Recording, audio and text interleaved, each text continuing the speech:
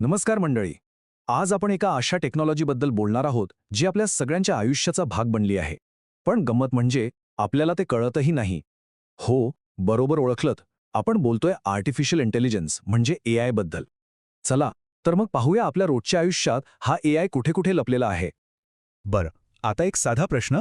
आपण एआय वापरतो का? मला खात्री आहे बऱ्याच जणांचं उत्तर नाही असं असेल. मनात विचार येईल की अरे आम्ही काही मोठे टेक एक्सपर्ट नाही किंवा फोटो व्हिडिओ बनवत नाही, मग आमचा आणि एआयचा काय संबंध?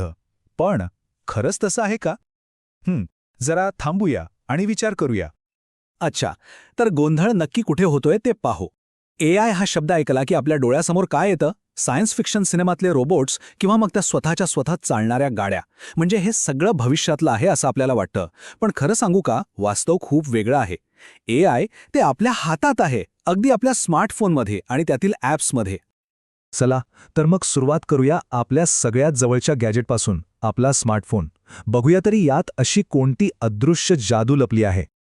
दिवसाची सुरुवातच बघा, आपण फोन हातात घेतो आणि तो आपल्या चेहऱ्यासमोर धरतो आणि फोन अनलॉक होतो. हे कसं होतं? हीच तर आहे एआयची कमाल. याला म्हणतात फेशियल रेकग्निशन. म्हणजे फोन जेव्हा आपला चेहरा स्कॅन करतो तेव्हा एआय आपल्या चेहऱ्यावरचे छोटे छोटे बारकावे ओळखतं आणि खात्री करतं की फोन योग्य व्यक्तीच्याच हातात आहे की नाही सोपं? आणि हे तर फक्त एक उदाहरण झालं. अजून आहे का? आपण मेसेज टाईप करतो आणि चुकीचा शब्द बरोबर होतो म्हणजे ऑटो करेक्ट, किंवा पुढचा शब्द आपोआप सुचवला जातो. हे सगळं एआय आहे जे आपली भाषा ओळखायला शिकतंय. सिरी आणि गुगल असिस्टंट तर आहेतच, पण कॅमेऱ्याने फोटो काढताना तो आपोआप चेहऱ्यावर फोकस करतो, किंवा चालता बोलता व्हिडिओ काढला तरी तो एकदम स्थिर येतो.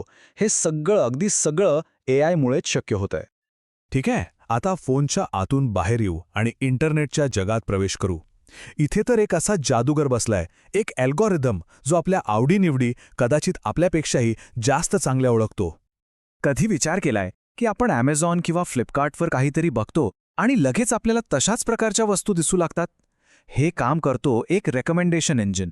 म्हणजे हा एक असा एआय असिस्टंट आहे जो आपली ऑनलाईन शॉपिंगची सवय बघतो. आपण काय पाहतो, काय खरेदी करतो, हे सगळं लक्षात ठेवतो आणि मग आपल्याला आवडतील अशाच गोष्टी समोर आणतो. विश्वास बसत नाहीये. चला एक छोटीशी गंमत करून पाहू. म्हणजे हे एआय पडद्यामागे नेमकं कसं काम करतं याचा अनुभव आपल्याला स्वतःलाच घेता येईल. हे बघा, आपल्याला फक्त एकच गोष्ट करायची आहे. गुगलवर जायचं आणि फक्त एकदा मिक्सर असं शोधायचं. बस एवढंच. आता बघा पुढे काय होतं.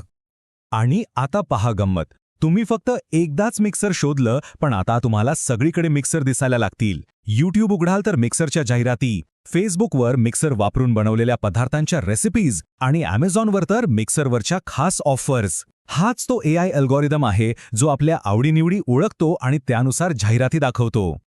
आणि हे फक्त शॉपिंगपुरतं नाहीये हां. सोशल मीडियावर तर हेच होतं.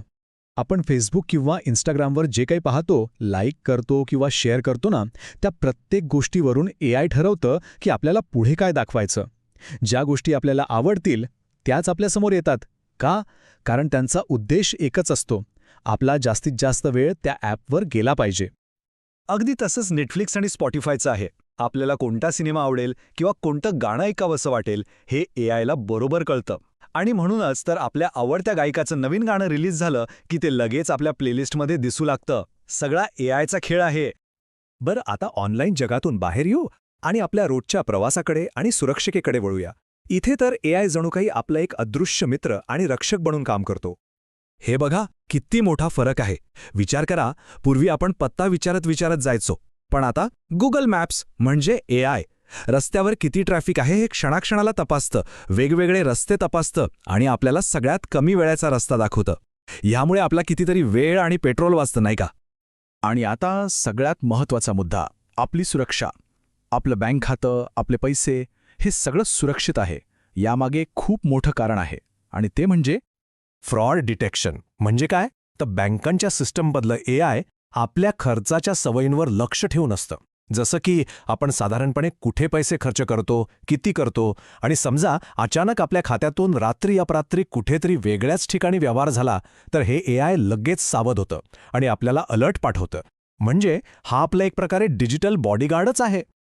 तर या सगळ्या उदाहरणांवरून एक गोष्ट तर आता अगदी स्पष्ट झाली असेल, AI ही काही भविष्यातली गोष्ट राहिलेली नाही, ती आपल्या आजचा, आपल्या वर्तमानाचा एक महत्त्वाचा हिस्सा बनली आहे. आणि हे लक्षात घ्या, AI आपल्या आयुष्यात फक्त आलेलं नाही, तर ते आता कायमस्वरूपी राहणार आहे. सकाळी उठल्यापासून ते रात्री झोपेपर्यंत ते आपल्या सोबत आहे.